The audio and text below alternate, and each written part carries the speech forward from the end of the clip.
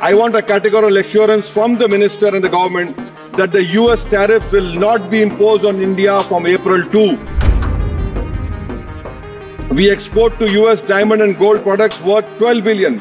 This tariff hike could reduce demand, impact jobs in Surat and Mumbai, madam. Madam, I'm thankful that Minister Piyush Goyal is here. A specific point on US tariffs, madam. Goldman Sachs estimates that if the US imposes tariffs, this could decrease India's GDP growth by 0.6%. Madam, US is a major buyer of Indian agricultural produce. We export nearly 6 billion of agricultural produce to US.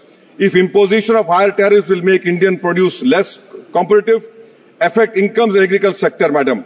We export generic pharmaceuticals to the worth of 18.5 billion to US, just to US, madam. If US tariffs could significantly impact these exports, madam. Jewelry and precious metals are at risk because of US tariffs. This industry faces 13.32 tariff differential affecting SMEs engaged in jewelry manufacturing. Madam, we export to US diamond and gold products worth 12 billion.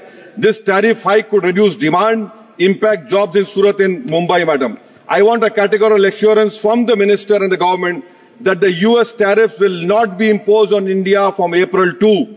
Bilateral trade agreement is going on, but the phase 1 is due by September, madam. Can the government tell us that the EU market also has become restrictive? Will this government give a categorical assurance that neither CBM, EUDR will not be imposed on India by you, which will affect 3 billion of Indian exports, madam, particularly iron and steel, according to economic survey. EUDR, 9.5 billion Indian exports will be affected. Madam, in this supplement demand, MEA is asking 300 crores. Will India get a sanction waiver for Chabar port as we got in 2018?